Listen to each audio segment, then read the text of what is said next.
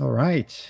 Welcome, everyone, to a kind of a bonus edition of the Rooster's Crow podcast. This has been my first returning guest, Mr. Richard Rohlin. How are you, sir? I'm doing very well. It's good to be here with you today, James. Yeah, likewise. I really appreciate our last conversation very much. And the reaction from my subscribers and people have been overwhelmingly appreciative and beautiful and honest. And, just thank you for that. It Yeah, means a lot. absolutely. Um, yeah, last time we had took most of the conversation to kind of get to know each other, which Right. was awesome. And we got to some of the book here and kind of reconvening here to dig through more of this chapter, chapter 3, Chastity and Empathy from Dr. Patitsa's The Ethics of Beauty.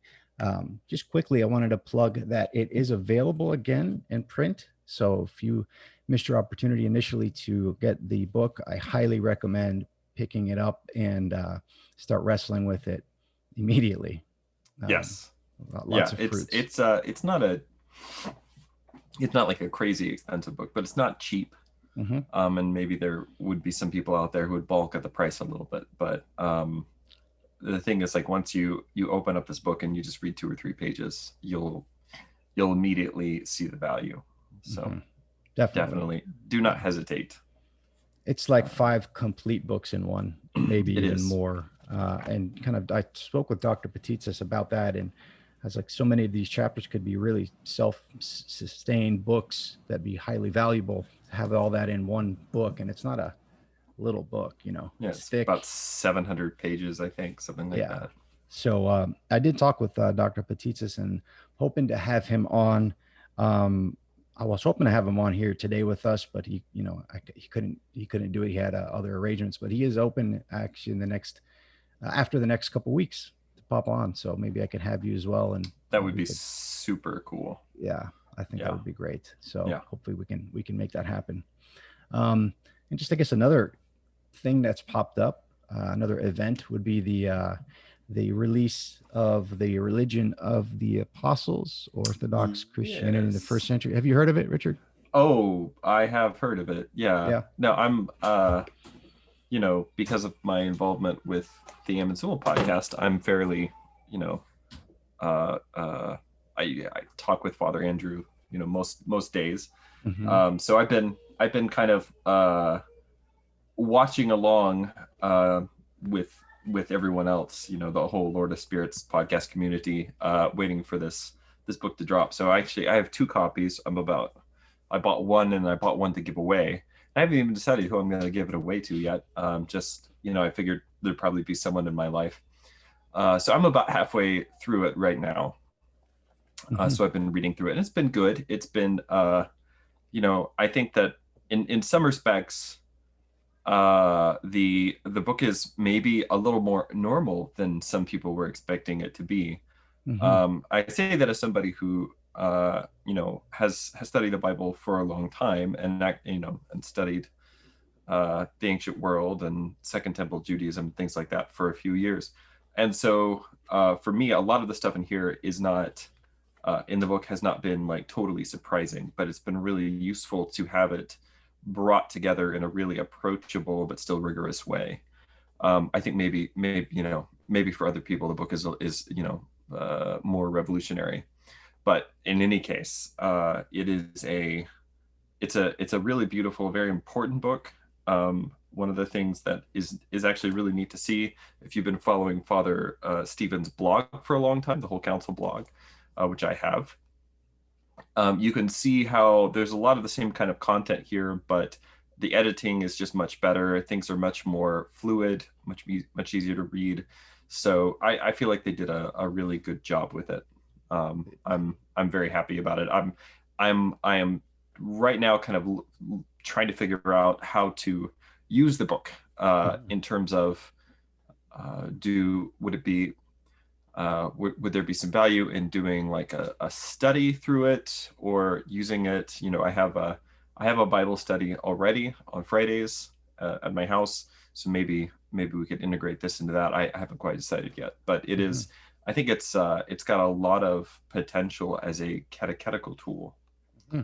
So Yeah, it's funny. I got 2 copies and I ordered 2 more to give them away. I don't know who Nice. to yet. I don't Yeah, know there who you to go. who yet, right? So Yeah. I was gonna do something with maybe on something with the channel and Mm, some kind of giveaway or something like that. I have one that I think I'm gonna give to the priest that I'm working with to kind of get back into the church. And I have one of my VPs at the where I work. He is a Protestant, but he does Bible studies every week, and I just wanted to drop this in his lap just to yeah. give him, see what he thinks. Yeah. And I've never seen anything I posted on the Facebook group of, the Lord of Spirits. I've never seen so much action around a book. I've been part of many forums, philosophical forums, like many, many of them. And when books come out, there's, some energy around them. But, this kind of meme picked up of people sharing their books and kind of them reading it and when they got it. And which was really interesting. And just saw hundreds of pictures of people sharing the copy of their book that they bought, and it's really interesting. You know. Yeah. There's a lot of excitement around it. I think that part of it has to do with the sense, and this is really kind of the main thing that the book is trying to show, right? Is that these things that we believe, a lot of academics for the basically since the 19th century in Germany, right, have held that the things that we believe as Christians, and you could say as Orthodox Christians, but also just as Christians, even a little more generally than that. So, things that we as Orthodox Christians have in common with our Roman Catholic friends and even with Protestants, things like the Holy Trinity, which, to sort of be a Christian, that's one of the things that you have to accept, right? And so, but there are a lot of academics who would basically hold that the belief in these things is kind of arbitrary. It's like a later addition, it's a later development, and that let's say there's a more primitive version of Christianity which doesn't really have any of those things, and which may not have even worshipped Jesus as God. Mm-hmm. Of course, now I don't believe that, and I've never really believed that the historical record supports that.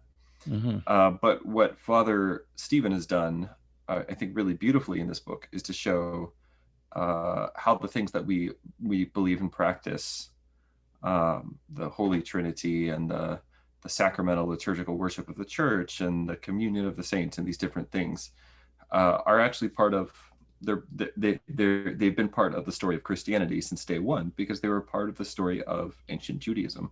Mm-hmm. And so yeah, I think it's a very, I think that's part of the excitement around it, is just it's feeding people in a way that they didn't know that they needed to be fed, basically until like the Lord of Spirits podcast came around and started doing this a little bit. So Mm-hmm. Yeah, I'm one of those that wasn't aware of the kind of the background of the Second Temple Judaism, out of which kind of the apostles and out of which Christianity was born, and it crystallized this idea of Christ or Christianity is the universalization of God's revelation to the Jews, to the Jewish community, to the Israelites, right? right. Is it the first religion, right, that has not been specific for a time and a place for a specific people, right? Most, pagan and most kind of, deities are specific to a people, right? And people fight against other tribes that have different deities, and it gets even more granular. Is this the first example of this kind of universalizing idea, or are there others? It's definitely the first. It's definitely the first really universalizing religion in the sense that it's something that's for all people at all times, at all Mm-hmm. places. So to speak about ancient paganism for a moment, uh, ancient paganism it's concerned with local cults, local attachments, right? So nowadays we think about like because we read these like summaries of pagan mythology, like a summary of Greek mythology, and it'll be like, all right, well, there was Zeus, and Zeus was the father of the gods, and then it proceeds to elaborate on the pantheon, and the impression that can give is that everywhere in Greece, everybody worshipped this pantheon of the 12 Olympians, Mm-hmm. and that everyone basically had the same understanding and placed the same kind of emphasis on, the different gods in different places. And that's not really how it was. It's more like in the ancient world, every city had one or two gods that were really important to that city. And then in addition to those gods, there would be like these semi-divine, demigods, heroes, people like Hercules, Perseus, etc., who would be important to a particular town. And then what did happen over time is that as certain city states become more powerful and they extend their influence over other city states, that they also then, the stories of that city state's gods and heroes and things like that do spread, right? And so the you could say the celestial landscape of the ancient world was constantly in the state of flux. Mm-hmm. But you know what that didn't allow for, so there was a certain amount of synthesis that went on, but what that didn't really allow for was the idea um, that you have in Christianity, that every single human culture, right, can find a place at the foot of the cross. Mm-hmm. That every single human culture can actually there's a master story that everyone can kind of plug into, and that's something that, sort of the particular genius of Christianity in the ancient world, that it was able to do that. And ultimately, this is because only in Christianity do you have God of very God becoming one of us, right? And Mm-hmm. taking and actually assuming our nature upon himself, not just, making himself look like a human to seduce a human woman or something like that. It's the sort of thing that happens a lot in ancient mythologies, but actually fully assumes our nature. And by doing that, he makes it possible for all of us to, the prayers in the Orthodox Church. There are many prayers which speak of the Christian people, speak of the Christian race, right? As the idea that Christians are, we're our own, our own people, right? So there's a prayer to the Mother of God that, refers to her as being the salvation of the Christian people, right? In other words, we're a people, we're a tribe, right? We're gathered out of all the other peoples, tribes, and tongues, nations, etc. But that Christ has gathered us to himself to be his chosen people, Mm-hmm. um, and in a way that doesn't totally obliterate the old national distinctions. Obviously, there are Greeks, there are Russians, there are Ethiopians, etc. So it doesn't totally obliterate those distinctions, but it also transcends them in a way Mm-hmm. that I think is the only thing that, might have ever come close to that in the ancient world would have been, the idea of being a Roman citizen, which was initially just for people in the city of Rome. It was later extended to people who lived in Italy. But if you were extremely wealthy from another culture, somebody like the father of St. Paul, if you were extremely wealthy, you could basically buy your way into citizenship in the Roman Empire. There are a few Mm-hmm. other ways you could get it: service in war, being adopted by, a citizen, etc. Uh, that's that was always, it was always very limited. It was always very exclusive. That was something that was really there for the powerful. And so what Christianity is it's being adopted not just into, the Roman Empire, but actually into the life and the family of God. Um, so yeah, I think that you were talking about Christianity as the universalization of the ancient Jewish faith, and I think that you could think about it as there's this narrowing that happens throughout the Old Testament. That you have all of humanity descended from Adam, and then from Noah, and then just the children of Abraham, and then only one of Abraham's sons, and then only one of Isaac's sons, and then really just one of Jacob's sons, the line of Judah. And so things get, and then David's family, right? So that the let's say the pool of the people of God, right? The people, among whom God, chooses to dwell, where he sets his name, right?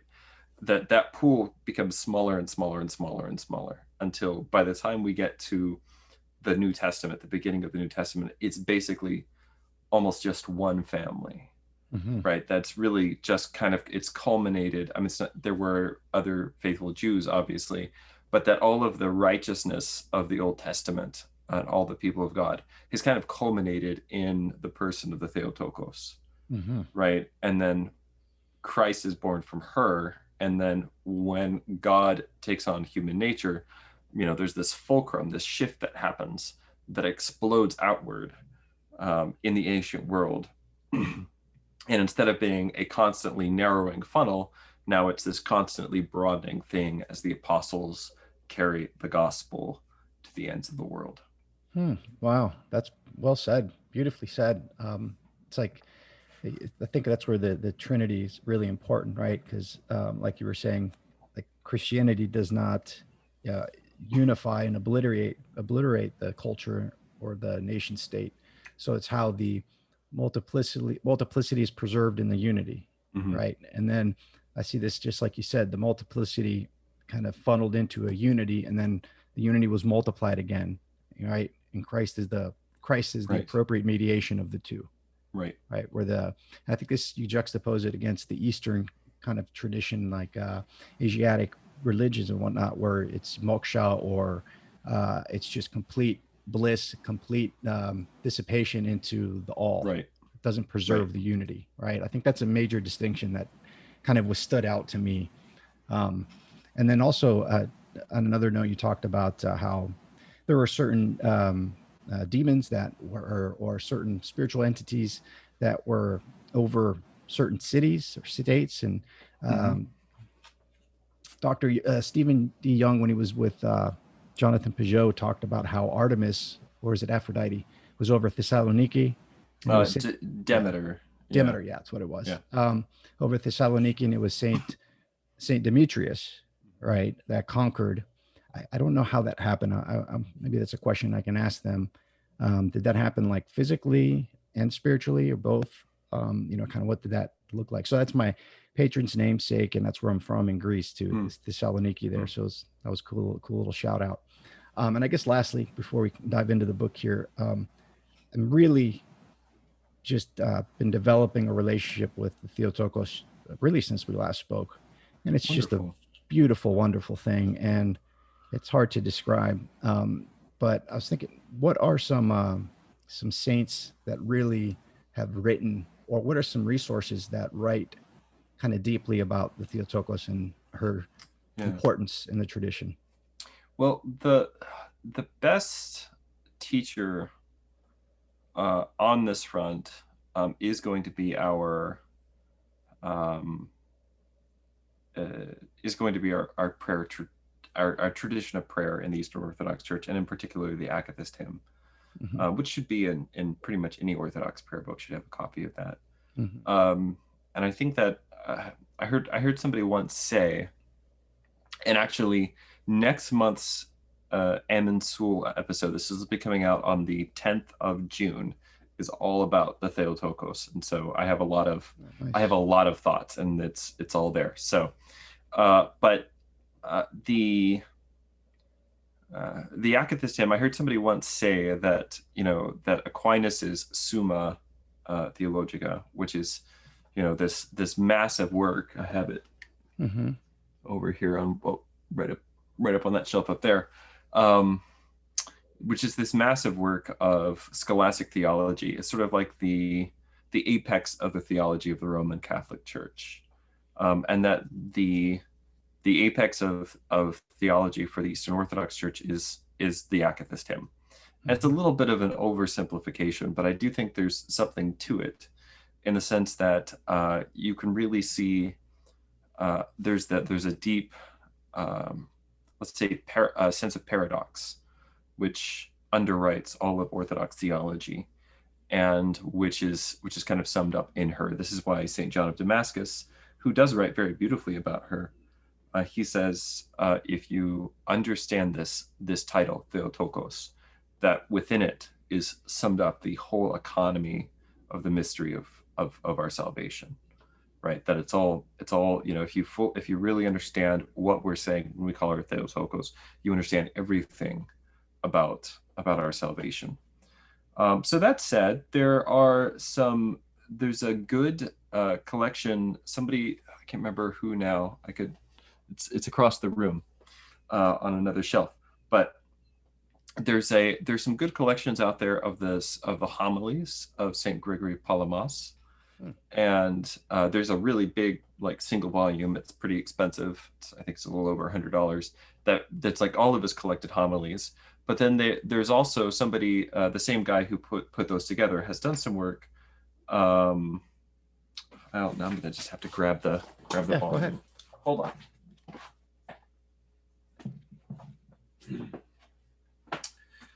Yeah. So this is Christopher Veniamin. These are from Mount Tabor Publishing, and I really strongly recommend these two volumes for everyone. There's no Christian that should not have these in their library. So these are sort of topical collections of the homilies of Saint Gregory Palamas, and these are homilies which were preached to lay people when Saint Gregory was the bishop of Thessaloniki. So it's which again is where your people are from, right? So and so these are homilies that are preached to lay people. So they really are, some of the stuff, and including some of the stuff that I enjoy reading, wasn't actually written for people living in the married state in the world, and so it has to be, you have to exercise a level of discernment when you read it. But these are homilies. These are for everyone. These are for lay people, and they're just deeply, deeply rich theologically. So these are topical collections, and there are more than these two. These are just the two that I have. This one is called The Saving Work of Christ, which is a collection of homilies by St. Gregory on the feasts of the Lord in the Christian calendar. So they go from going from the Nativity to Pentecost.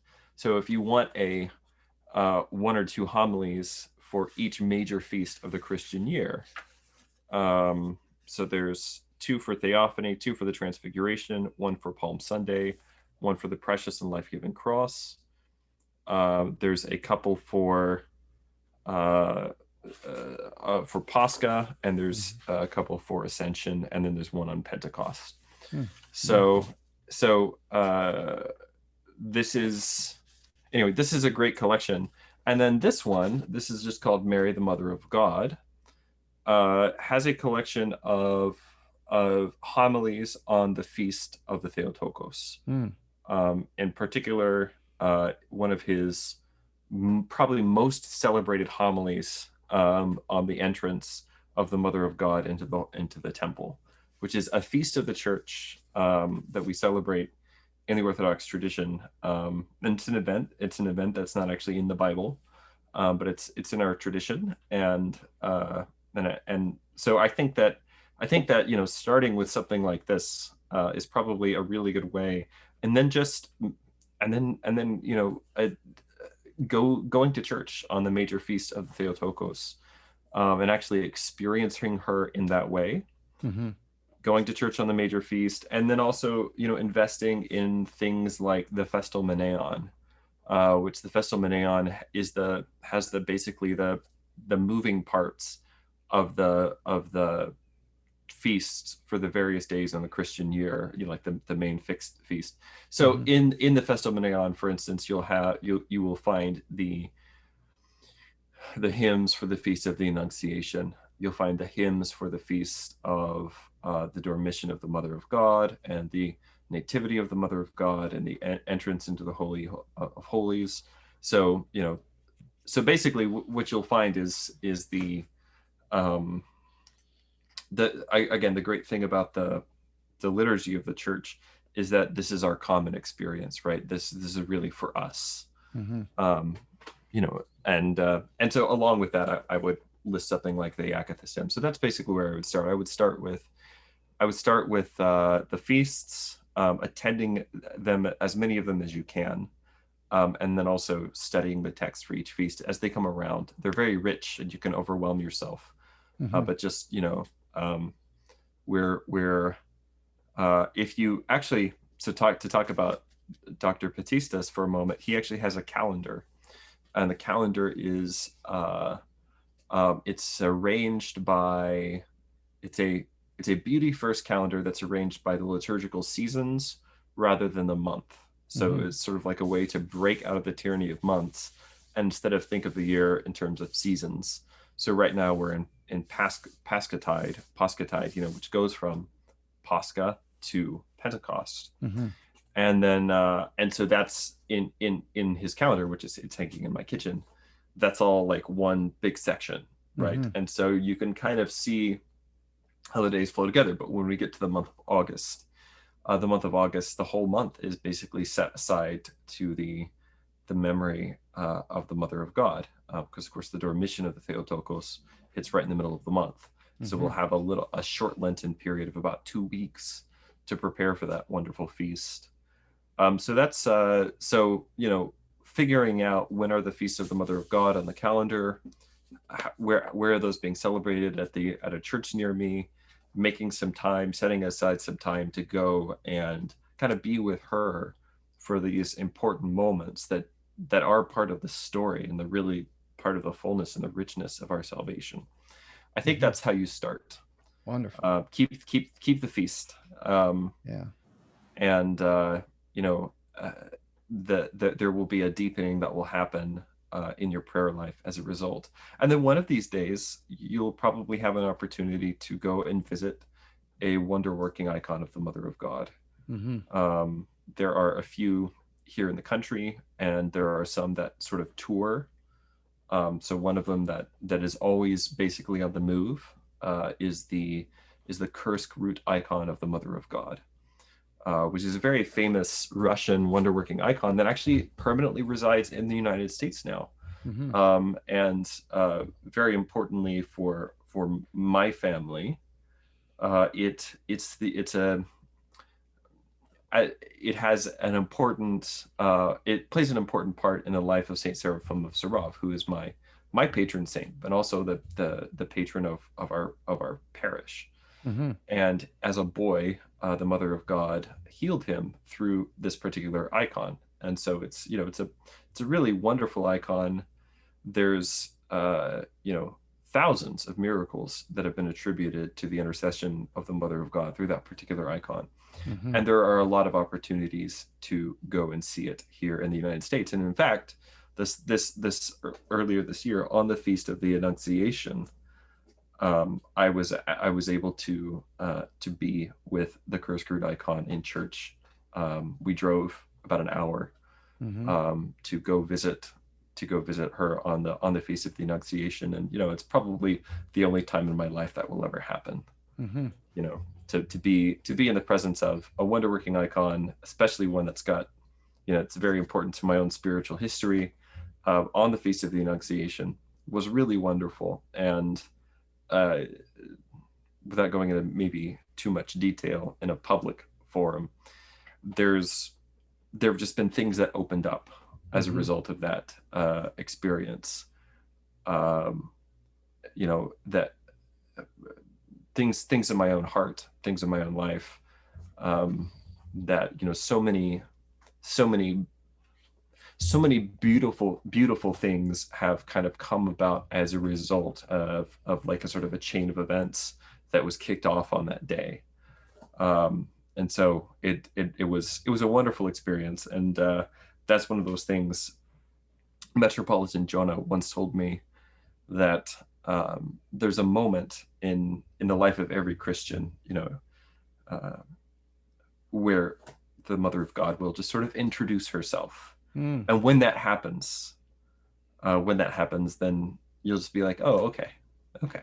You know, you'll just sort of sort of get it. So anyway, all that to say, I think that there's almost nothing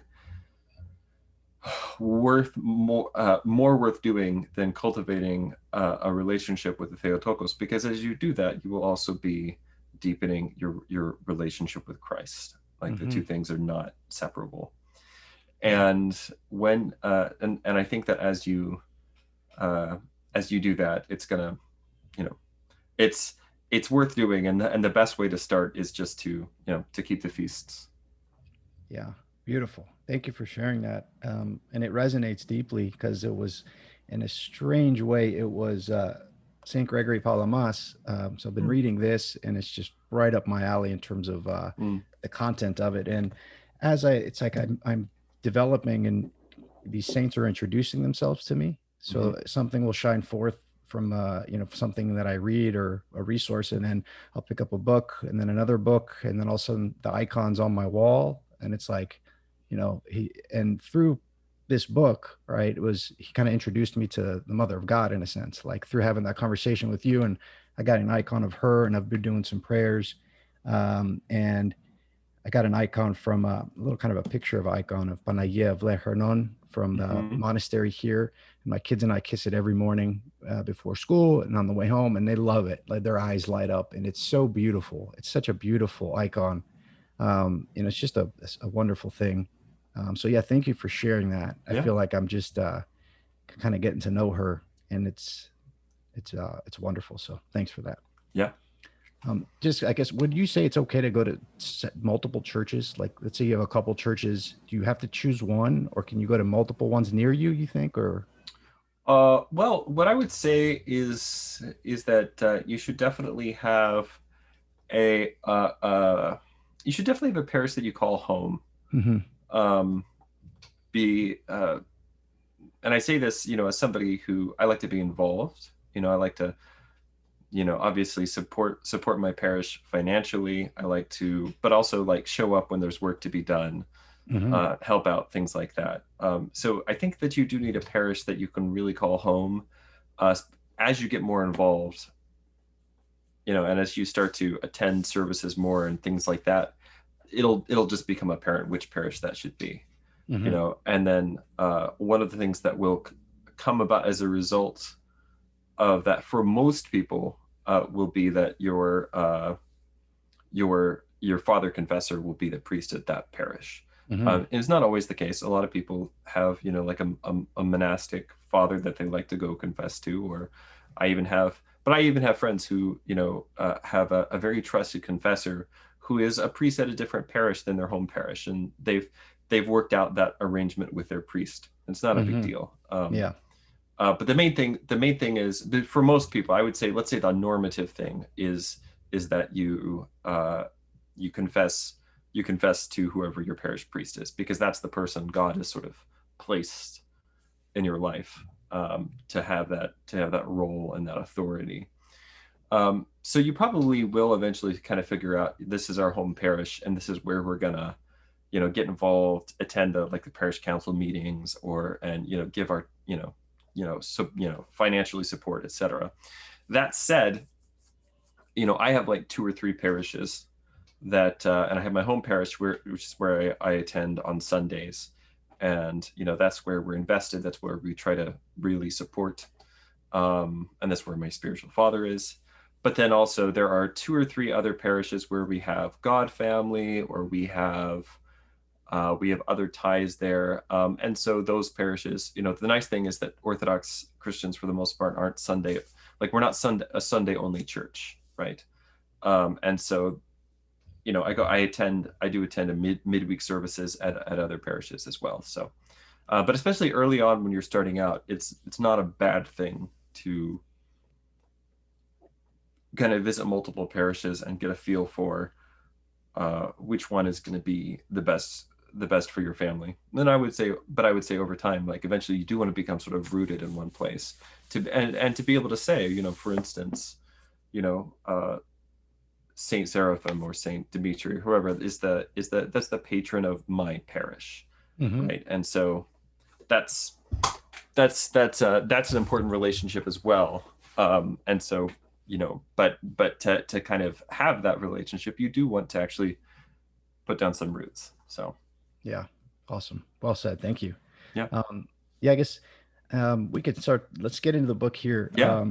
And then we could kind of go from there. So I'll let you kind of find our entry point here, if you'd like. I think where we got last time into, did we get to the twofold anointing?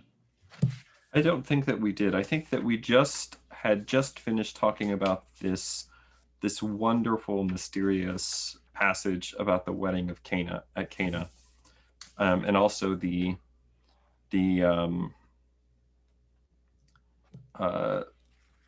Dr. Patissa's theory about the tree of the knowledge of good and evil. Mm-hmm. Yeah. And I think that is kind of where that's kind of where we left off. Okay. So I think that the next section here, starting on maybe at page 128, mm-hmm. on the role of the body in salvation. And there are a couple of things in this particular chapter that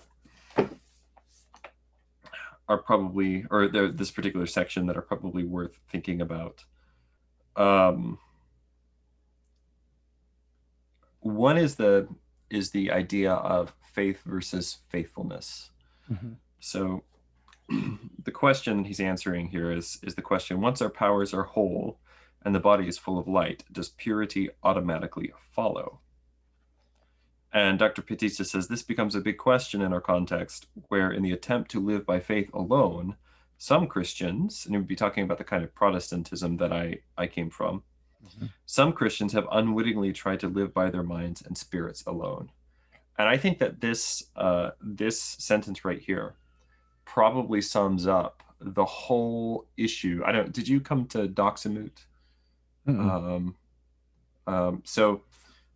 This is one of the things that I talked about in the talk that I gave at Doxamut Online last weekend. But it's, in my opinion, this is how I would sort of summarize the whole problem of materialism, or the whole problem of disenchantment, mm-hmm. in our society, would be to say that we've basically made a series of two category errors. And this is the case for most Christians in America today. And because this comes from a certain kind of Protestantism, but because it's the dominant mode of thinking about spiritual things in American culture, everyone, to some extent, whether or not you're Protestant, has been influenced by this. Mm-hmm. And it would be a series of two errors. The first error would be thinking of things that are spiritual and things that are physical as being totally separate from each other, to the point that they don't have anything to do with each other. The second error that follows from that is thinking that anything that I think with my brain is spiritual, and the things that I do with my body aren't. Mm-hmm. Now, of course, even thinking a thought with your brain is a complex chemical reaction, right? And so I mean, thinking is a physical act. Mm-hmm. And so then the idea that the things that happen in my brain are totally spiritual, it's wrong from a Christian point of view, but it's also wrong because you can think carnal thoughts, right? You can mm-hmm. think fleshly thoughts. But it's also it's also wrong from even on a really materialist level. It fails. So when you think this way, then, as Dr. Patitsa says, some Christians have unwittingly tried to live by their minds and spirits alone. So mm-hmm. we try to live by our minds and not by our bodies. Mm-hmm. And he says, if your body suddenly starts to express faith through the prompting of God himself, they will accuse you of trying to save yourself through good works. So this is what many evangelicals, and even some of my own family members and friends, this is how they feel about things like fasting. Mm-hmm. I say, oh well, if you're trying to fast, if you're trying to keep the fast of the church, that's because you're trying to earn your salvation.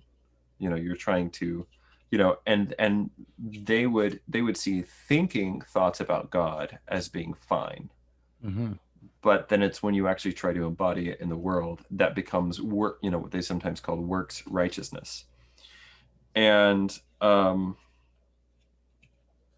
so he says, the result is that we become like Gnostics, acting as if our spirits are the real us and our bodies are an accidental shell. Of course, lately, our brother Christians have learned with dismay the very long-term consequences of their theology. People don't even anymore understand the proper connection between bodily gender and marital love. Many live by a disembodied, genderless faith. Hmm.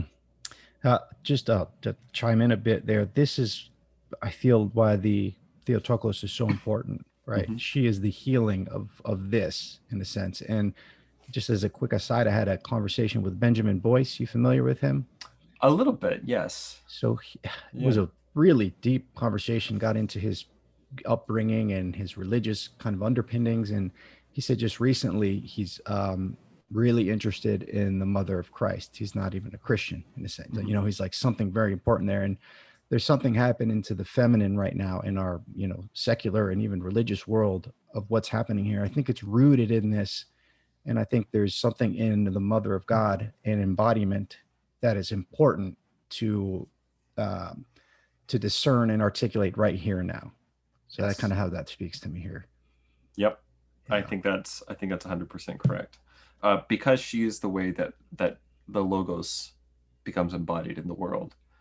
There can be no discussion of the incarnation without her, Mm-hmm. and there can be no discussion of embodiment of gender. All those really important questions that are like the big sort of like the choke point right now for us, the big crisis of our day. Uh, there's just no, from a Christian perspective, there's no answer. There's no real answer to those things without the Theotokos. Yeah, and Saint Irenaeus talks about how, you know, Christ is the new Adam, Right. but the Theotokos is the new Eve, and Mm-hmm. just as Eve, you know, gave into the temptation from the adversary in the garden, right? The Theotokos accepted Archangel Gabriel's annunciation, right? Mm-hmm. She so kind of healing that rift, but I think that's manifesting itself. That rift is kind of what's manifesting itself. I think, kind of in this weird fractal pattern, very poignantly in all of our consciousness right now, and it's Yeah. yeah. So So he says, Dr. Patitsa says here that the spiritual struggle is with the body and for the body. And this is, you know, it comes down to, you know, he talks about, I mean, we're both readers, you know, uh, it's easier to read about this stuff than it is to actually like get up and do some prostrations, mm-hmm. right? And he talks about how difficult it is to live ascetically, especially in a deeply non-ascetic world, right? This is the challenge that the church sets before us, is to fast even a little bit, right? It's to you know, push yourself a little bit, not to sleep in on Saturday morning, you know, but to get out of bed and make a prostrations, read some psalms, say some prayers. Um, you know, how are you going to spend Saturday night? Are you going to go to vigil? Are you going to say some prayers at home and cense your house? Or are you going to go? Are you going to stay out and party and, you know, go watch the fight? Or, you know, there are, uh, you know, the point is not to drive anyone to despair by overwhelming them with too much to do. But the good news is that, like, most people don't hit that point. Most people, especially if you have kids, you know, you have like a built-in limit for what you can actually do, and you'll know where it is, and you'll figure it out, and that'll be fine. And there's no priest worth his salt who won't be understanding about that. Mm-hmm. But the point is that if we don't want to fast or make prostrations or stand in front of our icon corner and just be quiet for a little while, um, if the struggle, this is going to make the struggle for chastity and to really enter into chaste, loving relationship with the people around us, it's going to make it a totally negative thing. You Mm-hmm. know, it's going to, like, unless we do these positive acts of bodily asceticism, then we're, then at that point, chastity becomes what it has become for evangelical purity culture, which is just this totally negative thinking about all the things that you can't have, the things you can't do, the stuff you can't look at, etc. And at that point, it has, you're doing something other than Christianity. Mm-hmm. Patitsa says, do I want a spiritual path and a salvation that does not involve my body? Because if so, then my spirituality may be Gnostic or classically Greek, but it is no longer Christian. Mm-hmm. And he goes on to say, if I allow my body no role whatsoever in my service to God, let alone the central role it deserves and demands, then what is the point in confessing faith in God incarnate, of celebrating Christmas, of professing that Christ is risen bodily from the dead, of hoping for my own bodily resurrection, and of receiving the body and blood of Christ, or even of being baptized? In other words, why do all these physical things? Mm-hmm. What would be the point of reverencing our martyrs, the point of the bodily sufferings of the Savior upon the cross, and of the millions upon millions of Christian acts undertaken throughout history to heal and feed the bodies of the poor, the sick, and the elderly? Despite all of my own personal emphasis on fitness and healthcare, apparently to me, my body matters only when it gets in the way of my real center, my vanity, my ego, and my intellect. Mm-hmm. These are, these are very strong words. But I think here that it's useful to make a distinction between faith and faithfulness. Mm-hmm. That very often, and I think that Father Stephen actually talks about this in the Religion of the Apostles, that very often when the scriptures speak of faith, as in the just shall live by faith, there's a famous quote from the Old Testament, the book of Habakkuk, which was like one of the big touch points, like the sort of the match that set Martin Luther off and kicked off the Protestant Reformation, is this saying that the just shall live by faith. And Luther looked at the Roman Catholic Church of his day and he said, well, this is all about works, that's not about faith. Mm-hmm. And there's some merit to the things that Luther, the issues that he found with the Roman Catholic Church of his day and the stuff he was responding to. But one of the things that Luther probably misunderstood is this verse, which is probably better translated, the just shall live by faithfulness. Mm-hmm. In other words, if you want to be just, if you want to be righteous before God, then what you have to do is to embody, you have to image forth the works of God, the person of Christ in the world. Mm-hmm. And the way we do this is through feeding the poor and hungry. And we do this through bodily acts of asceticism. And that's really, otherwise it's just sort of in your head. Mm-hmm. Saint Maximus the Confessor said that theology without asceticism is the theology of demons. Mm-hmm. And what he means by that is that Saint James in his epistle, he says, you say you believe in Christ, you do well, but the demons also believe and they tremble, right? So the theology of demons would be belief in God without obedience, right? Demons are in a sense incapable of because they're not capable of repentance, they're not capable of bodying forth the will and the work of God in the world. So that's what our theology is always in danger of becoming, unless we can actually embody it, unless we can actually live faith by faithfulness. Mm-hmm. And so I think this section, it's a pretty short section in the middle of this chapter, but I think it's really, really crucial. Yeah. It reminds me of this this distinction. Jordan Peterson, he would ask, I don't know if we talked about this before, do you believe in God? And he says, I act as if God exists, right? Yeah. And at first it seems like a cop-out, right? But then when you dig into it, it's like, if that seems like you embody the commandments and you live the life of Christ in a sense. That's a different. There's a big difference than that in belief, right? And I think that's a huge distinction that's needed. And I think, when you, at least when I would observe people going to church, and I would say, they're hypocrites. They go and to church and their lives are falling apart. They treat each other like crap. They're doing all this stuff.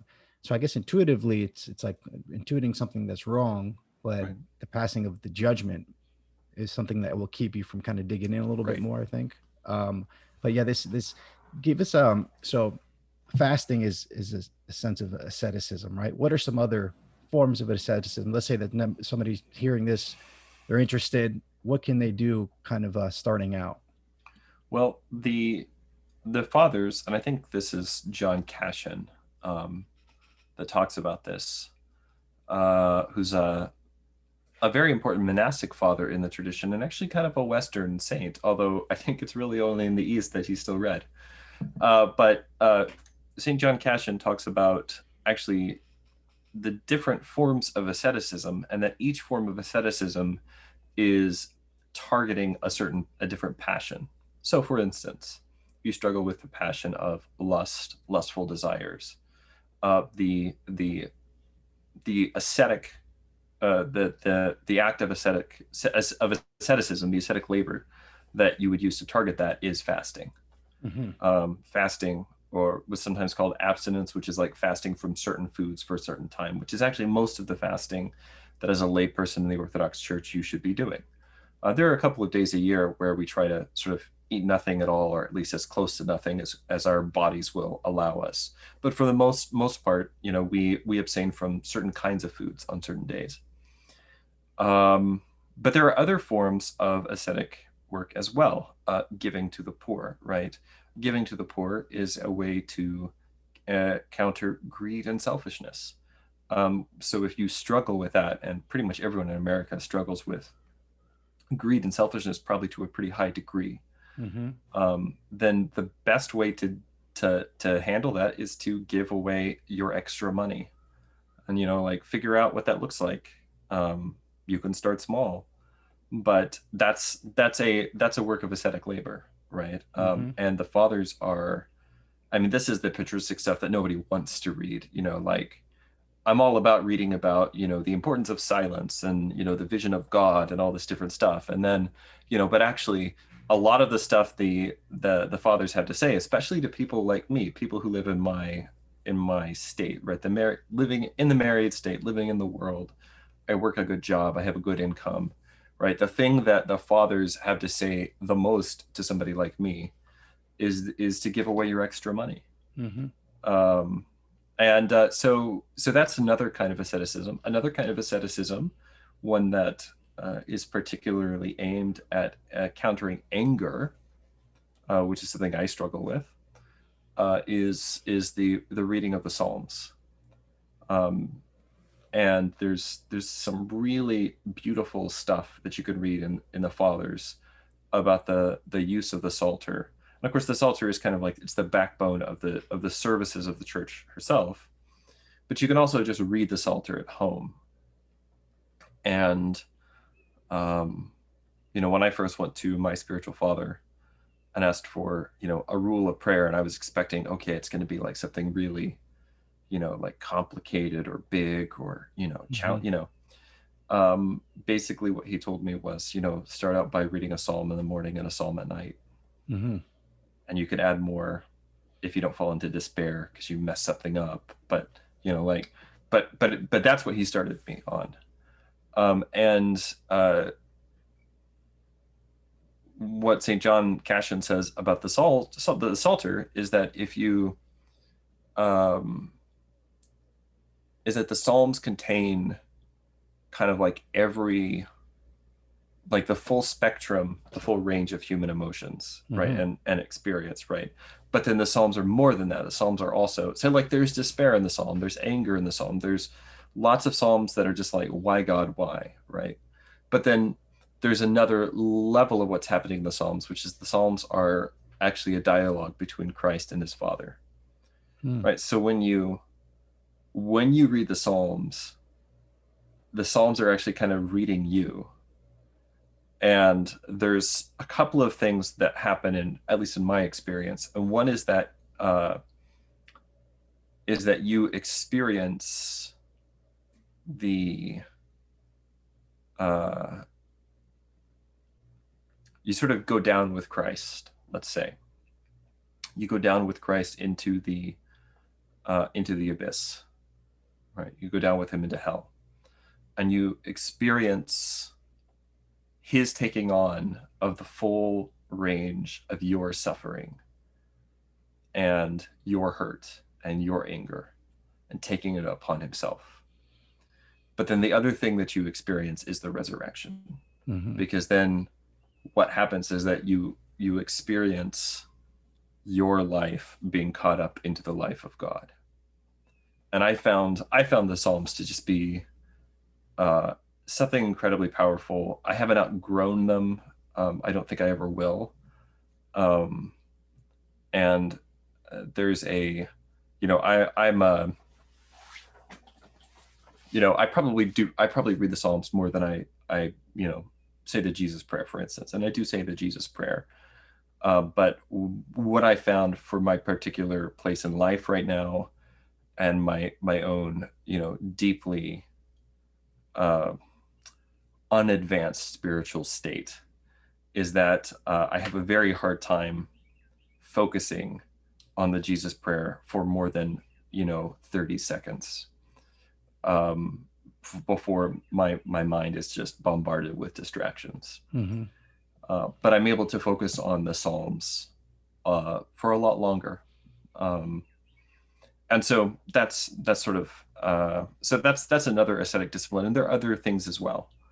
But that's just an example. It's not all fasting.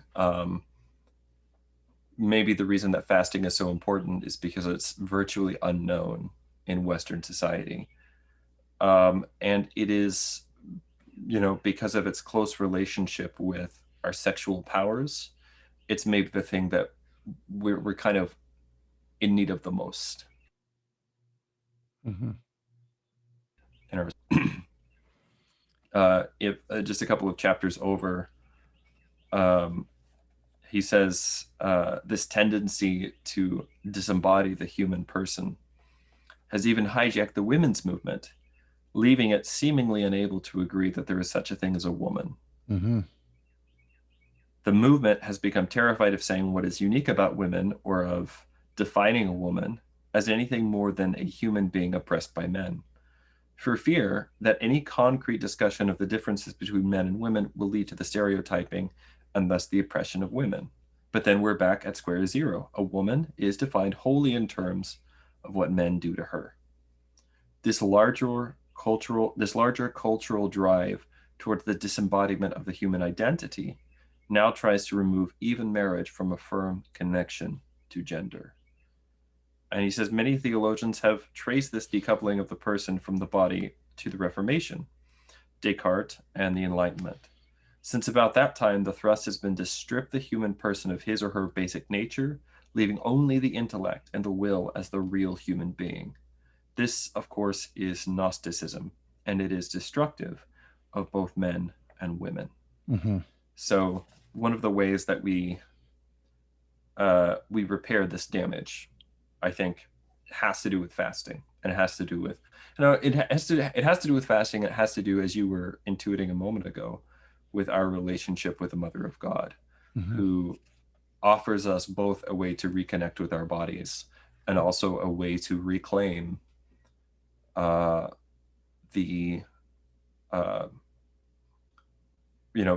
reclaim a sense of gender, to reclaim a sense of womanhood, and of womanhood as a positive, life-giving thing, not just defining it by what it's oppressed by.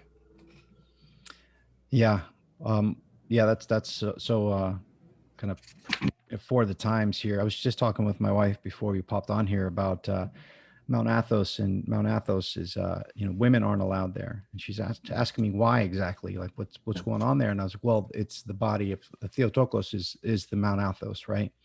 Women aren't allowed there. How do we understand that, or kind of can we think of this understanding of the reflection of the understanding of women in Orthodoxy, in a sense, like not allowed to be on the mountain. Yeah. Because that, Well, yeah. of course, women have their places too, and in fact, I'm told that there's a women's monastery that's sort of under the spiritual guidance of the Vatuperi monastery on Mount Athos. That's just across the water, and is actually, the food is supposed to be much better at that women's monastery. So it's a good place for pilgrimage and visiting. Um, and we've got some nuns in our life. We have a women's monastery that's kind of attached to our cathedral parish, and the women there are just beautiful, radiant Christians. Um, as far as the Athos thing goes, I actually sort of feel like I'm probably not the best person to answer that question, just in terms of, I haven't been to Athos, or to even any of the Athonite monasteries here in the United States, and I would like to, just for various reasons, family life and other things. It just hasn't worked out for me to make that visit yet.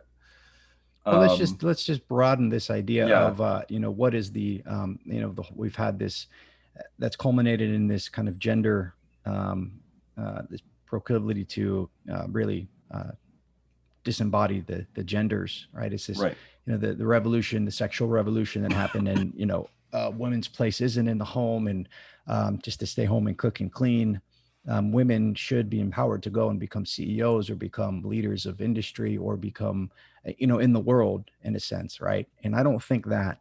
I think that's not necessarily. It's not a bad innovation, right? And in a sense where women and men should be allowed to, move towards their realization, whatever that is. And if a woman, not necessarily a woman, cannot be a great leader or better leader than most men, even, right? Like it's not necessarily the case that it shouldn't be available if someone, male or female, wants to become something that is a more masculine kind of oriented. But when it happens at a general level or societal level, like there's no consideration of what happens, who takes care of the children, who takes care of the home, right? And that falls to the state through education. Or, now both parents are working. How do you start that conversation to say, hey, maybe, we're missing the most important part of this, and our incentive structures are so warped that it's hard to even have the conversation of to say what happens to the home, who right. takes care of the children, and what does that look like in this case of women's liberation, which isn't necessarily bad. How do So you, the essay in Patitsa's book here that actually deals directly with this is it's a couple of chapters over. It's the essay called "Only Priests Can Marry," Mhm. which is a really fun kind of clickbaity, provocative title. Since obviously our Roman Catholic friends don't have a married priesthood, Mhm. um, and that's a big kind of point of contention there right now. Um,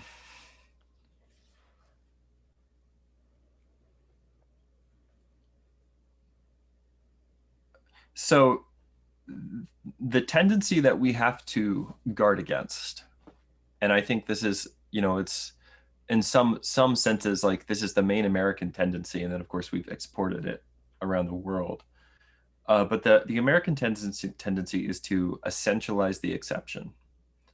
So the way this would manifest would be to say, you could say that in most cases, right? In most cases, the structure of the family should be that you have a father who uh, goes out into the world, right? And the father's sort of the outward facing person in that relationship dynamic, right? Mhm. The father goes out into the world, and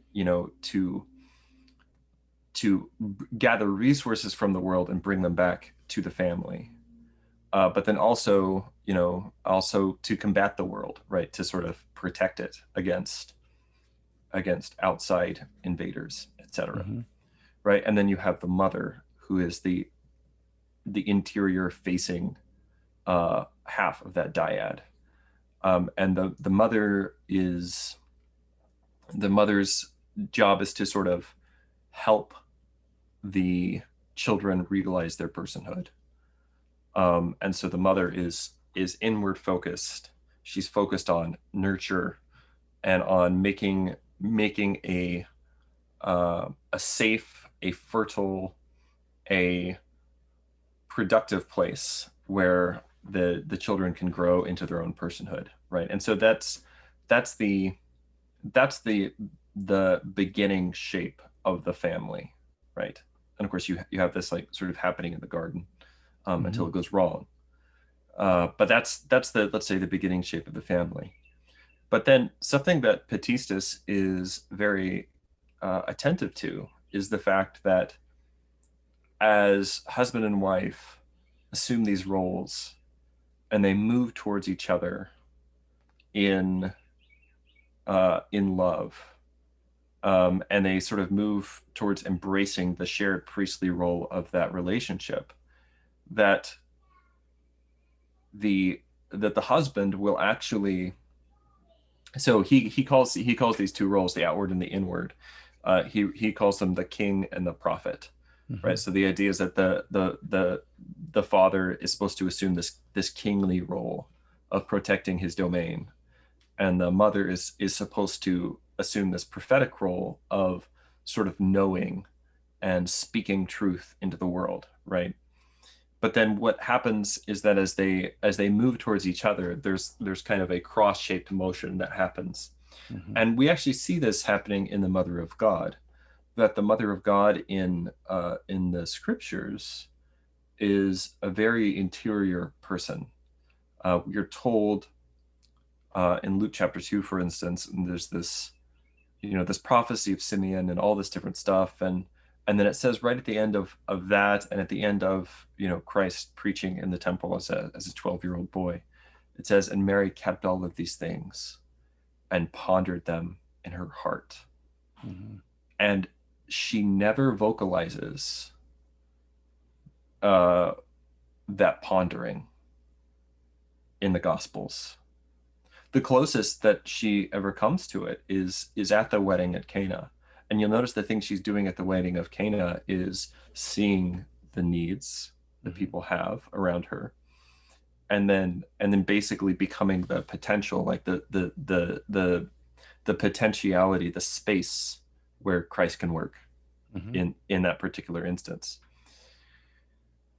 But then after her death, and as far as we know, and we do have traditions that in the Orthodox Church we consider to be reliable about the life that the Theotokos lived after the resurrection and after the day of Pentecost, and her role in the early church. And she didn't take this role of like really active leadership in the early church. She wasn't a bishop, but then what we see happening though after her death is it's after her death, after her dormition, her falling asleep, that she is revealed to have this queenly role and this queenly position. And one of the things that comes out of that is that she goes from being this totally interior, totally inward person to actually being revealed as the protectress of the city of Constantinople. And within the Byzantine political reality, there was this role of the Empress Mother that shows up over and over and over again in Byzantine society in a way that it's just not there in the West, and it's just not there in almost any other society, like as essentially an institution, right? So you have multiple saintly empresses who basically ran the Byzantine Empire, and that even when their son was old enough to kind of take over the rule of the empire himself, the Empress Mother continued to have a very important, active role in the governance of the empire. And you just don't see that happening really anywhere else in the world, I think. So, but the reason that was possible was because of the presence, the active presence and active experience of the Mother of God, of the Theotokos, in the city of Constantinople and in the Orthodox, Eastern Christian, Eastern Roman Empire. So there's a There's this is sort of cross-shaped movement, which for men looks like, when men begin to move towards this prophetic role, they start out outward facing, but as they become more inward facing, they become more priestly. That's where you see the role of the spiritual father really develop.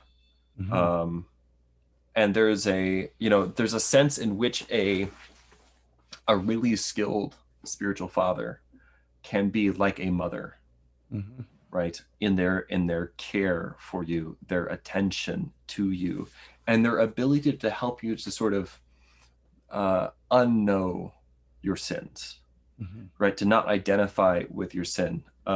So you've got kids, and you've probably noticed that there are some times when your kid will act out, where the best thing that you can do is to ignore it. Right? It's to not pick at every little thing that they do. Because if every time your kid steps out of line, you step in and you bring the hammer down, and you're being the king, right? But then what you're doing is you're taking your child and you're placing them outside the city, right? The city that is your family. You're taking your child, you're placing them outside the city, and you're treating them like an enemy. And if you do that and you're just constantly butting heads, and they're always, and sometimes you have to do it, right? But if you constantly do that, and that's your default, your go-to, then what you're doing is you're telling the child you're a rebel, and you're teaching them to identify themselves and to actually know themselves as that sin, as that act of rebellion. Whereas sometimes the most effective thing that you could do as a parent is to help them unknow that little sin, that little infraction, that little, he pulled his sister's hair, or he made a big mess in the backyard, or whatever, like, and instead to sort of come alongside them and say, it's not a big deal. Let's clean it up, and to sort of come alongside them. And instead of like confronting them, because what we want to do is we want to confront our kids and say, I want you to acknowledge how wrong you are so that I feel better, right? So that you're, I want you to basically atone for what you've done to me, to my honor, to my reputation, to my sense of well-being, But if instead you can kind of come alongside them and help them unknow that sin, and just sort of like undo the effects as much as possible of that infraction, and then just kind of get on with their life, then they don't have to carry the burden of being that sin. So this is a you could say an inherently like feminine prophetic action, but it's something that as a father, if you have a good relationship with your wife, well, first of all, it's probably something your wife does better than you do. But if you're in a good relationship with your wife, then what you'll do is you'll actually move in that direction, and you'll actually learn to mother a little bit, right? And to actually, and at that point, you actually sort of become a spiritual father for your children.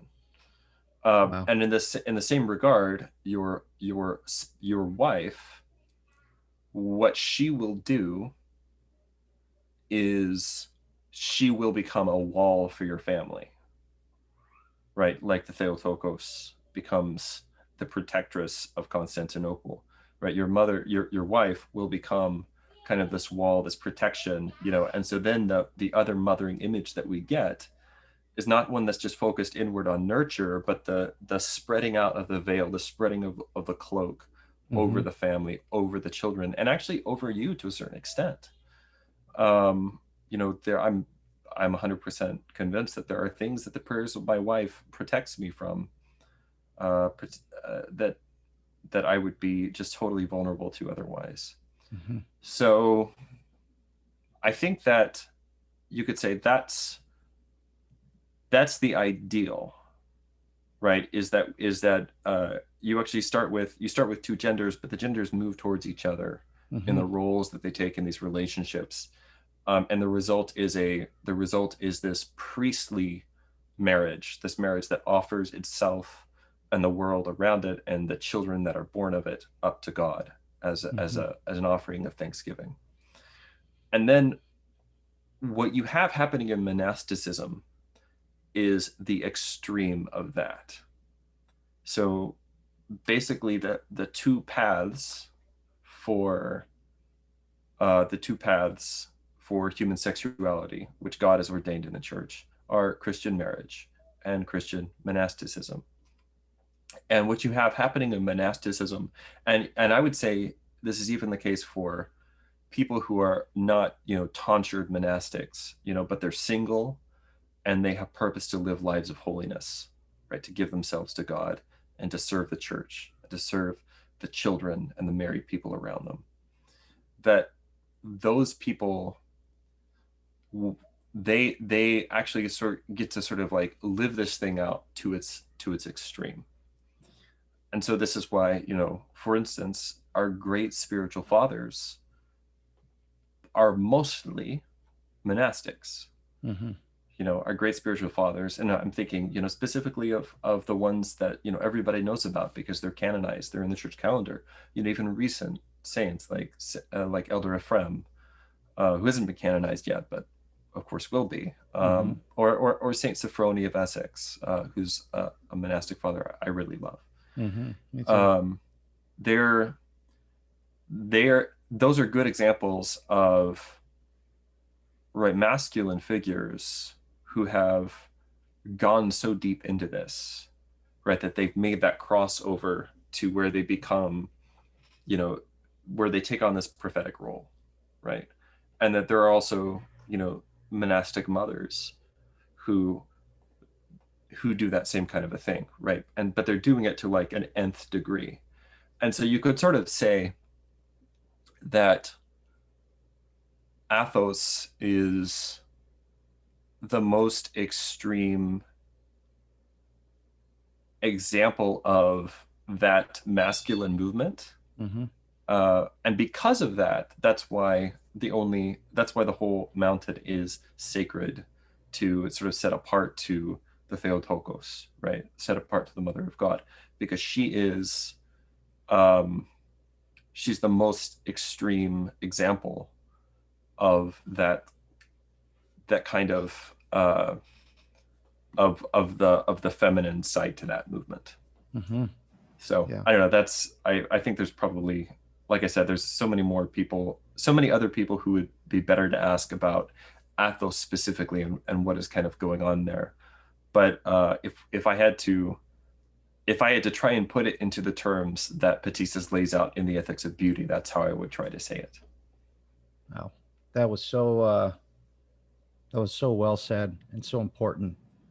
One of the most important things I've heard, the way that you just articulated that, because I see it reflected in my marriage and with my wife, and it seems that these roles are context specific as well, right? You can be both depending on the situation, it seems like. And my wife's she's told me, she's like, you're very motherly with the kids sometimes, and I'll take a really motherly approach and kind of this soft approach in a sense, and other times, I'm mindful of not being making her the bad guy, right? Where you're always kind of soft, and then she does the disciplining, or the other way around. Right. So it's I love that it's an art. Yeah. It's a dance. Yeah, it's important and it's beautiful, and I love this kind of this intersecting. It just made so much sense. And I have this book my mom brought me from Greece last time she went, of Mount Athos, and it has this picture of the mountain, and it has the Mother of God over Theotokos over the mountain, and it just gives me that understanding of the cloak, right? The protective example and expression of that force. It just seems we're so far away from that being realized in marriages for the vast majority. How do we, anytime you try to apply these wonderful insights outside of into the world, it's like rapidly moving the other way. Yeah. And it becomes not hopeless, but I know it's important to focus on your local environment and whatnot. that it's hard not to try to apply it or think of, society as in general as a whole. And if we're moving rapidly away from kind of these ideas, what do you think what's that going to look like, or a potential solution or an embodiment of these principles? I mean, in America, Orthodoxy is 1%, right? Less than 1%. Yeah. Less than 1%. And Yeah. I think it's growing Yep. globally and locally and in the country. But these ideas, they seem like I'm not ideologically resonating with them. They Yeah. seem like ontologically important for Mm-hmm. to moving forward in the world, and not to say bringing the kingdom of heaven, which is at hand, is embodying these principles. Right. It's just hard to look what's happening in the world and understand or get the insight of how important just that idea is. Yeah, I'm very, you could say, cynical or skeptical about the idea of trying to programmatically enforce or embody this stuff. Because where that seems to have led for Christians in America has been to basically, I mean, the culture wars around like the whole question of gay marriage, and now it's sort of, the needle has moved past that and it's moved on to other things, polyamory and the transgender movement and things like this. But the way that it ends up that ends up manifesting is people try to fight it in the courts, and they try to fight it with this election or this bill that they want to get passed and things like this, and basically trying to use the legal system and the judicial system of this country and of other countries to push the agenda that they want. And that seems to have not worked. And I don't really think, without trying to get too political here, I don't think that's not something I see in any way as being desirable. Now, you can have a Christian society that has laws about these things, but the difference there is that in a really Christian society, which the United States isn't, but in a really Christian society, you could say the laws are secondary to these are the values that the society as a whole supports and embraces, right? And so because of that, we have laws, because the laws are there to kind of like, that's the laws are the wall, they're the boundary on the outside. If your city is full of like warring factions, and you spend all of your time and all of your resources trying to make the wall stronger, but in the meantime there's fighting literally in the streets, then all of the energy that you're putting into the wall is gonna be wasted time and effort. So I don't really see, personally, I don't really see like the idea of trying to enforce some kind of political order. And I know this is not what you're talking about, but the idea of trying to enforce some kind of a political order, and the idea of trying to enforce an ideological agenda on the society around us, I don't see that as something that would work. And even if it did work, I don't see it as being the desirable way to go about this. I don't have a solution for how to fix or how to address society as a whole, because it's not specific enough to, you can't really work with society as a whole. But what you can do is you can work with a person, you can work with a family, you can work with a neighborhood, you can work with a parish.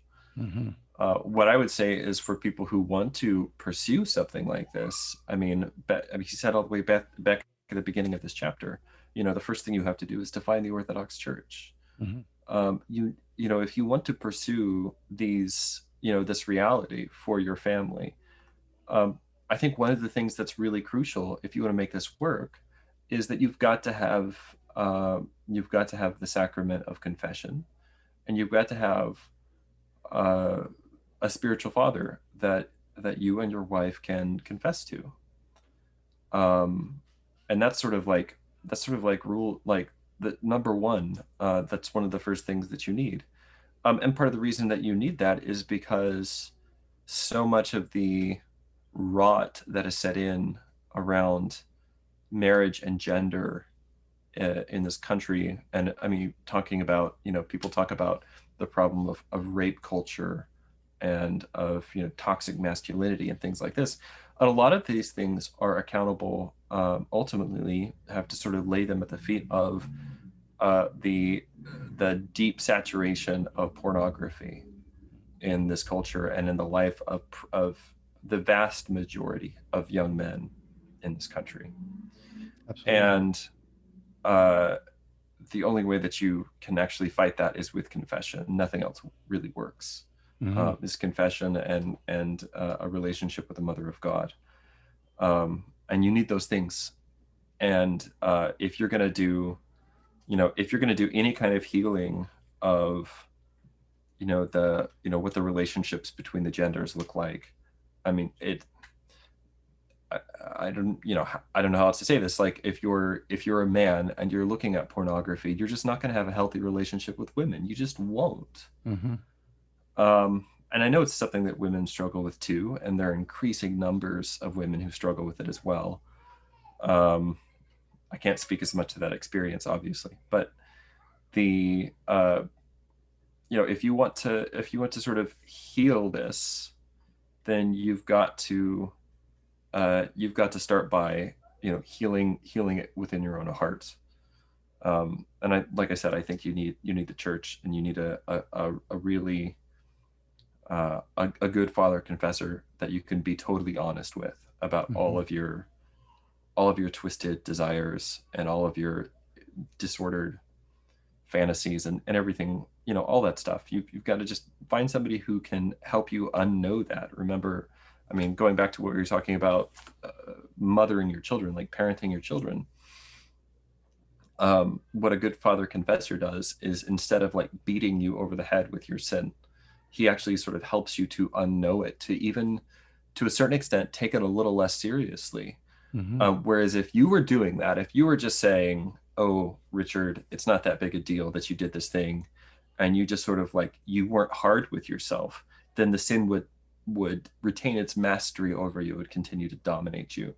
But when somebody who has authority to come into your life, and this is why, I mean, you do need like a father confessor, the priest at your parish or somebody else, but like, it's got to be somebody who you give authority to in your life, so that when they come in and they say, "Actually, Seraphim, this sin isn't who you are at all," then what that does is it takes the pressure off of you, it takes the burden off of you, and it allows you to actually be who you are, to really be yourself.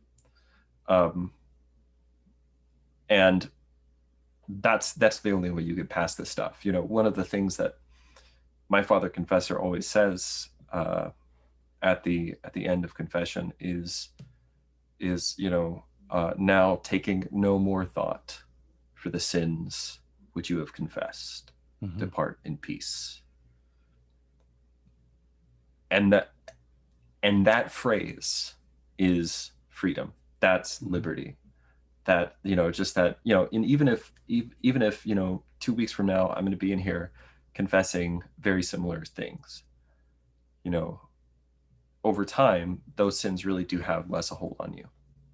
And so I think that, and here I'm primarily just speaking from my own experience.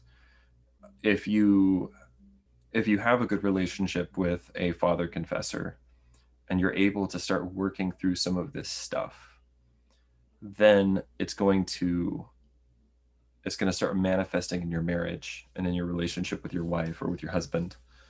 And there will be more freedom in that relationship.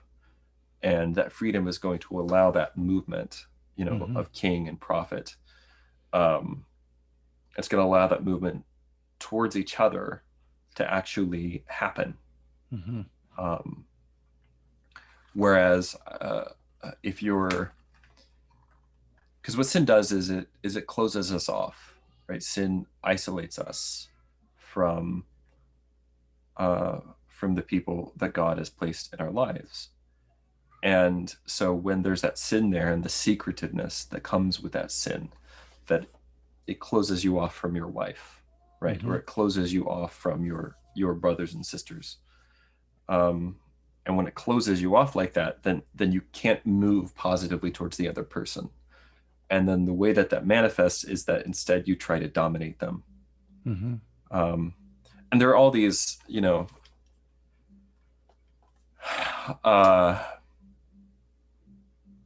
run into guys that, for instance, there's like the whole like red pill culture, and so you run into these guys who feel like, like women in general owe it to them to be in some ways subservient to them, just like in general, just like random women on the street should be subservient to men, or some variation of that.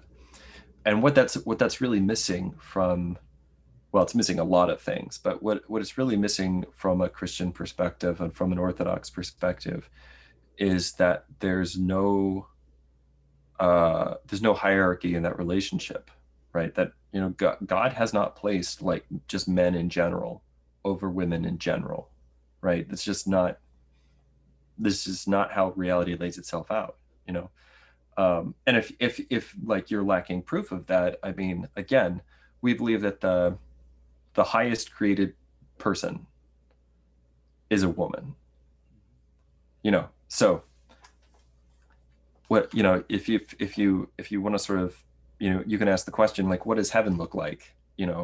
That would be where we would expect the hierarchy to be good and nurturing and helpful and everything. And you can just go to heaven. What does heaven look like? Well, you have Christ, who's the ruler of all creation, and on his right hand is his mother.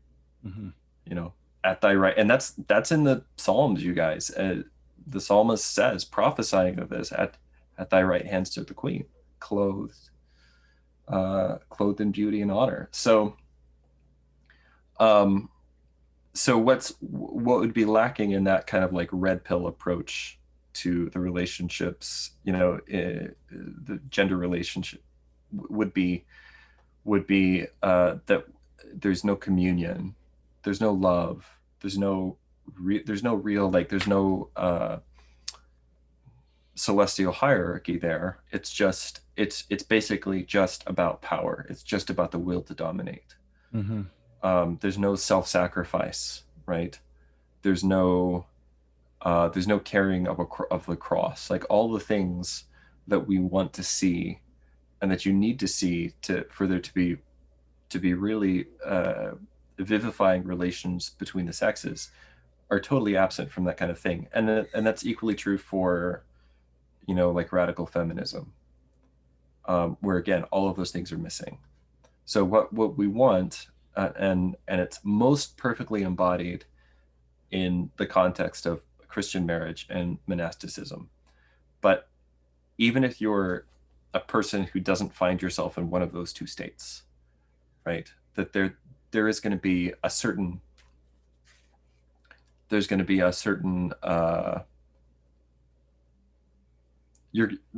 the church gives you a way. It gives you a way in which you can integrate yourself into the larger society, the larger family of the church. Mm-hmm. You could say everyone is saved by family alone, and even if you're a monastic, even if you're a hermit, right, you are still situated in the communion of the saints and of your local monastery, or of your, of the angelic hierarchy, right? Like no one is saved by themselves. And a monastery is a family, right? I mean, literally the head of a monastery is called is an abbot. Abbot is just means a father, right? Mm-hmm. And so everyone is saved in the context of a family. And even if obviously we have a lot of single folks today who are especially single young men who are finding the church. And it's really wonderful. It's beautiful. And I'm very happy to see all of them there. Even if you don't, you're not married yet, or you're not sure you ever will be married, and you kind of find yourself single and in between things, which, by the way, is a specific state that Patitsa addresses in this chapter. And he talks about the unique opportunities which are available to you, that you can kind of straddle the line between family and monastic life and kind of minister to both states that way. So there is a place for you to kind of, no matter what your state in life is, to kind of situate yourself within the church, within your parish, as a family, and to be a part of that, and to serve, and to carry a cross. But going back to what I was saying a few minutes ago, the American tendency to essentialize the exception, what we want to do is we want to say, well, because there are these edge cases that don't conform to these historical norms, that all of the stuff about the historical norms goes out the window. We want to say, okay, but there are women who make great CEOs, and therefore let's take all of the motherhood stuff and let's just chunk it, because obviously it's not relevant anymore, right? We want to say, well, we've got to stop emphasizing the importance of the family, because we have all of these single men and women who are having trouble starting families, and they're going to feel excluded or left out. We want to say, well, monasticism is, it's to so many people, it seems like such an unattainable path that we really need to stop emphasizing it, and we need to stop, holding up our monastic fathers and mothers, these saints, as like the paradigm, the apex of the Christian life. And we need to instead try to give people more relatable stories to align their lives by, right? Those are all different ways of trying to essentialize the exception, and they're not orthodox. Like the church has not been wrong about, the saints in the calendar for 2,000 years. It just hasn't. The church has not been wrong to emphasize and to put St. Mary of Egypt before us, to put St. Isaac the Syrian before us as these tremendous examples of repentance and asceticism. The church is not wrong to do that. And it's a really, I think, pernicious quality of American culture that says, if this thing is not totally relatable to me, if I don't have a perfect one-to-one experience to map to this, then it's not going to be useful to me. I was talking to somebody Thursday night at my Thursday nights at my house. I have some people who gather together. We sit around my campfire, or my fire pit in the backyard, and we read. We've read this particular chapter of the Ethics of Beauty, among other things that we've read. But one of the things that we were talking about, we read an essay by Vigen Gorian that was kind of comparing this Mel Gibson film, The Passion of the Christ, to traditional iconography of the crucifixion, and talking about the things that the film did well and the things that it didn't do well. And the reason that we read that essay was because we've been sort of reading about icons lately. I wanted to just give people a little bit of a sense of what's the difference between an icon and a film. And there are some ways that films can function like icons, but there are also some ways they can't. And so, because film is the dominating visual media of our day, I wanted to contrast the two things a little bit.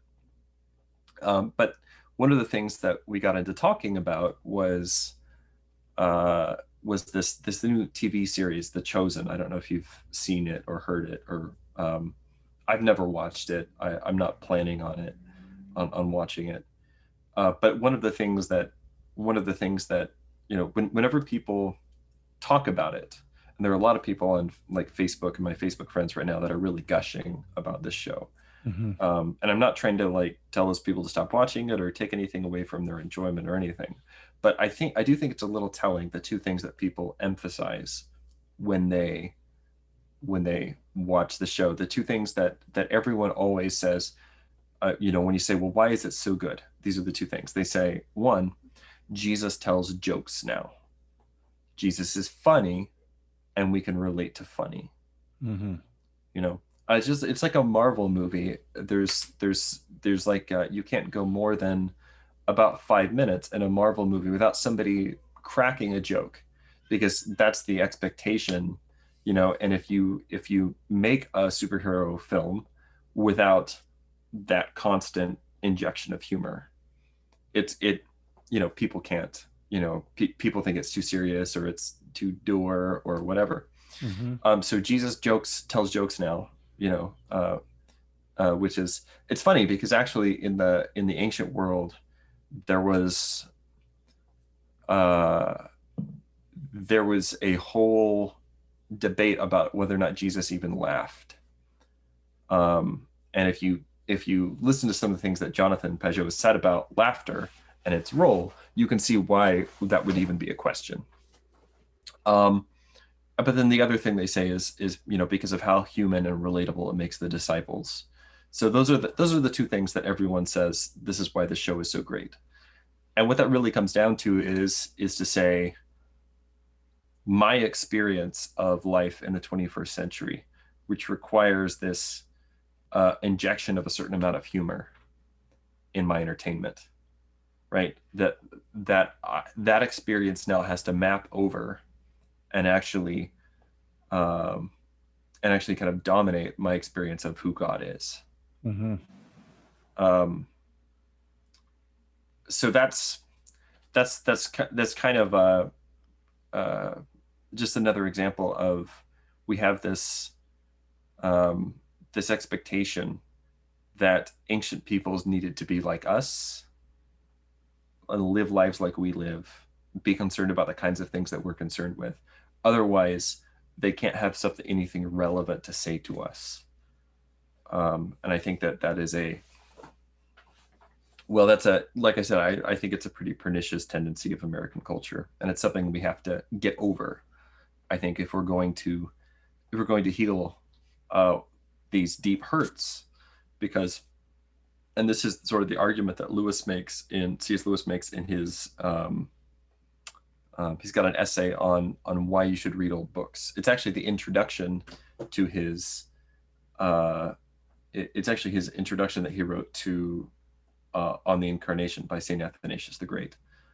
Someone asked Lewis to write an introduction for a new translation, and it's actually, that introduction is still in the translation that's available from St. Vladimir's Seminary Press, which I have read through somewhere.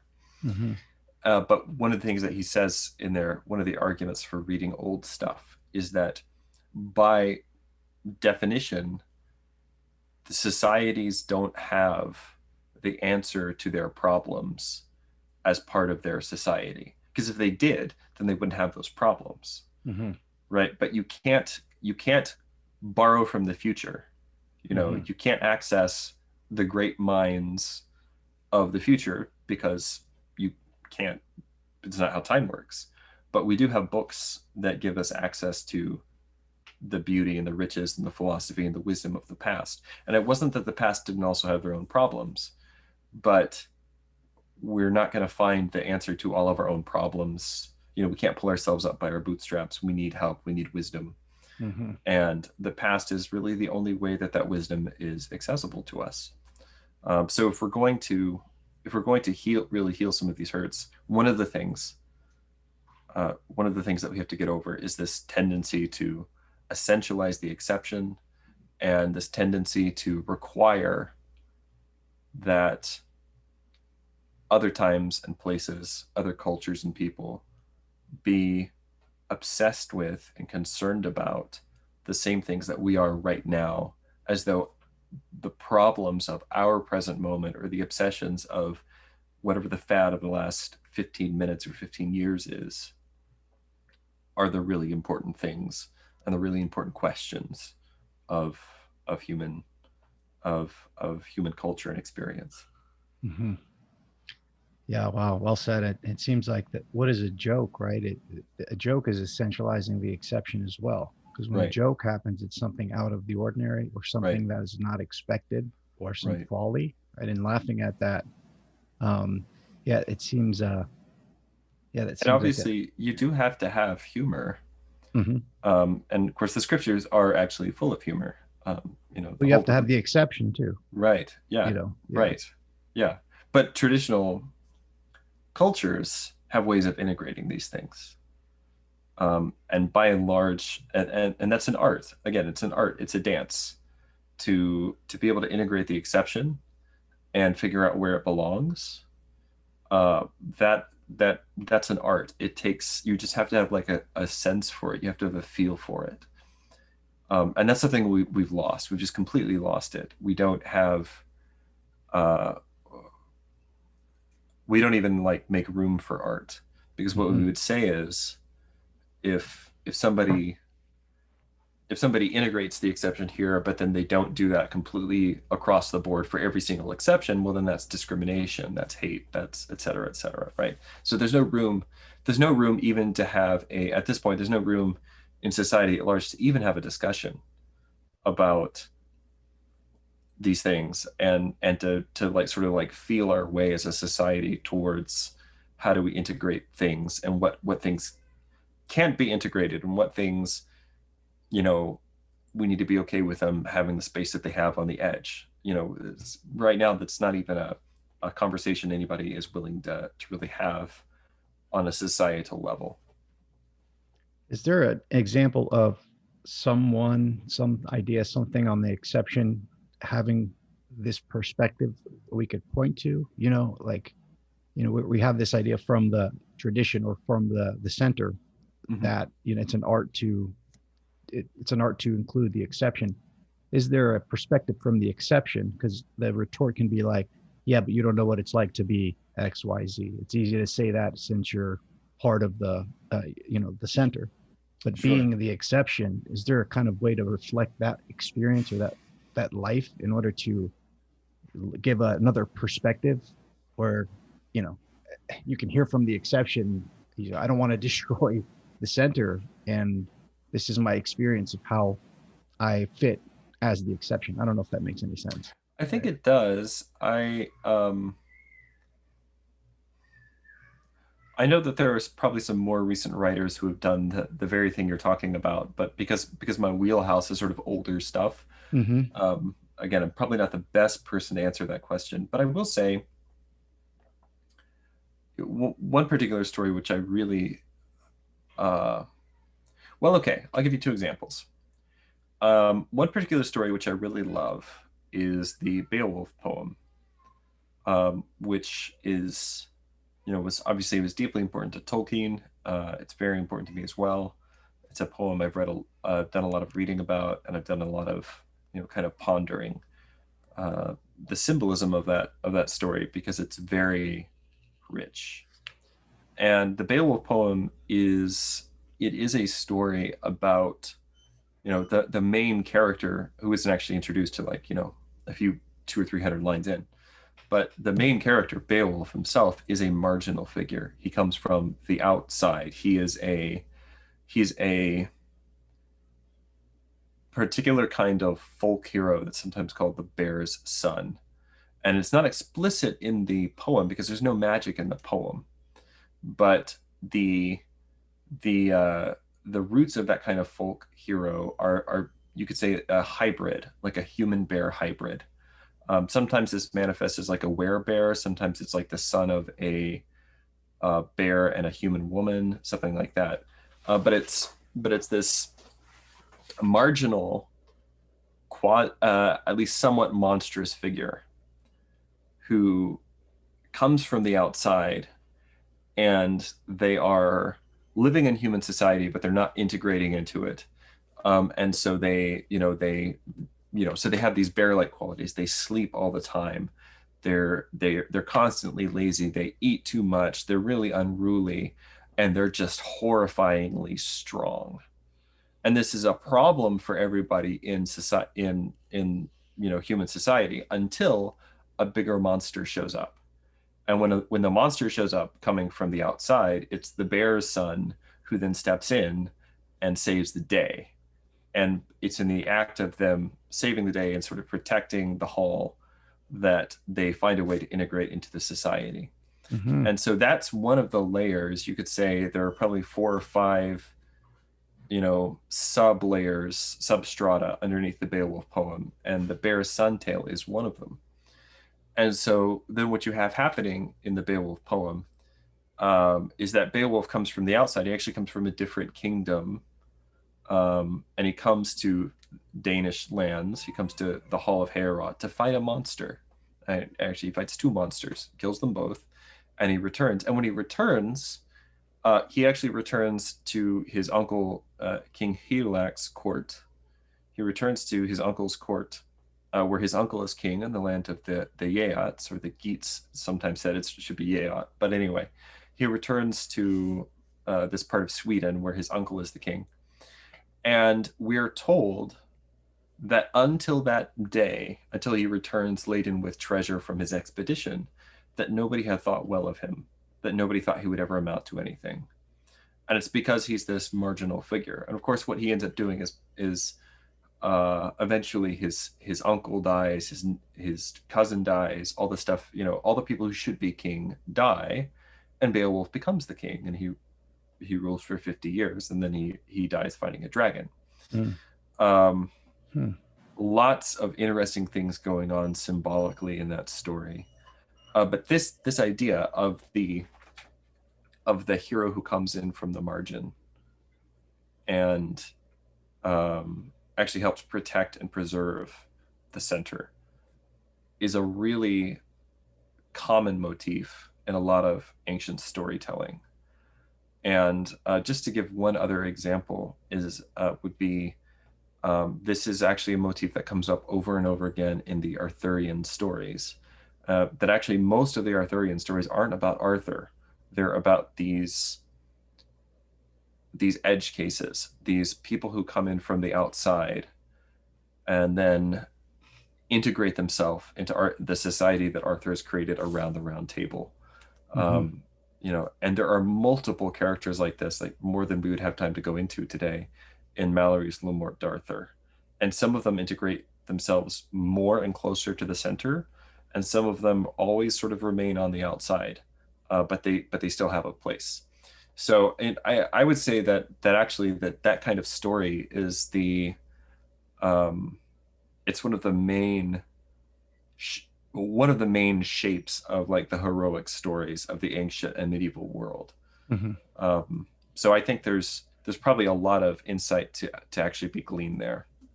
What came to mind as well is the story of Saint Moses the Black, mm-hmm. or Saint Moses the Ethiopian. Mm-hmm. I think I sent that story to a friend, a very dear friend of mine. I can have lunch with him every week. I have for the last 2 years somehow. He's that's impressive given the last 2 years that we've had. Yeah, I really value his friendship a lot, and showed him the story of Saint Moses the Black, and this idea of kind of he was in a very, it was a son, or he was a slave, and then he became kind of part of a gang, and he was really ruthless, and he ended up getting brought into the fold, and he defeated it kind of and helped out in a sense in that same kind of repeating that pattern.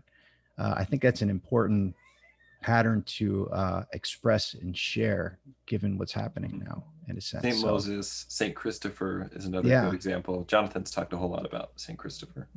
Yeah, I think those are wonderful stories. So the center can hold in a sense. But yeah, man, that was just wonderful. So I'd like to invite you on again, but I think especially before your schedule, really, I think it's going to start getting fuller and fuller now. So maybe I could squeeze one more well, out of you. Let's do it. I love this, and I've sort of at this point in time, I've made, and a couple of people have asked me, are you going to start your own channel now? Because I've been here over on Pajot's channel. We're doing some stuff on history right now. And basically I've made the decision I'm not going to. I'm going to, I'm doing the Am and Sewell podcast. That's, plenty of time and effort, and I love it. And beyond that, I'm just going to try to be as open as I can to the opportunities that God places in front of me, and say yes to as many things as I can. But ultimately, I'm not trying to. I feel like you and Jonathan and Andrea and some other people out there are just doing a wonderful job of creating a space where these kinds of conversations can happen. And I don't at this point feel like I need to, add to that, because my part of my concern is that you get too many channels like this, and there's just too many. You can't keep up with it all, and everybody's, and the thing is, I don't always have insightful things to say. I really don't. And so it's to be invited here to come in and just have a really beautiful substantive conversation about this book. Mm-hmm. That's what I want to do. So this is perfect. Wonderful. And I would love to come back, and I would really love to come back to talk with Dr. Patitsa if you can make that happen, because he's wonderful. And I have just this huge giant sort of like brain crush on him, and it would be really fun to talk to him about his book. So yeah, I think I will do that, actually, because to be able to create a space for that conversation to happen is something that I would be grateful to be a part of. And just quickly on your point there, so like Doxamut there, I wasn't aware of that. So maybe you don't start your channel, but and I know you have Ancient Faith Radio, or in the Moon Soul podcast, but to make that available easier or something, I don't know, I would share it on my channel or something like that. Not necessarily to do something like this, right, but to share your stuff out there, because I'm involved and I wasn't aware of that happening. So we'll figure something out. I am gonna try. I mean, there's this book on the sacramental imagination that I want to put together basically as an editor, and get some people to contribute essays to. So I am working on a website for that right now. Okay. So maybe that can be a place to sort of like collect and aggregate some of these things. I do think that would be a useful thing to do. I don't know how you and Jonathan and other people who have these great channels where you're putting out videos every 3 days, and I don't think I have that in me, but I appreciate it, because there's something interesting happening. It's really neat that the internet has actually created a space for us to have these kinds of conversations, and I'm just very happy to be part of it. So I'll come back as many times as I can, so just keep asking me. Thank you, man. Appreciate it. Well, thank you for your time and for this conversation. Greatly appreciated. And until next time, Richard Rohlin, God bless. Thank you. Thank you. Take care. All right.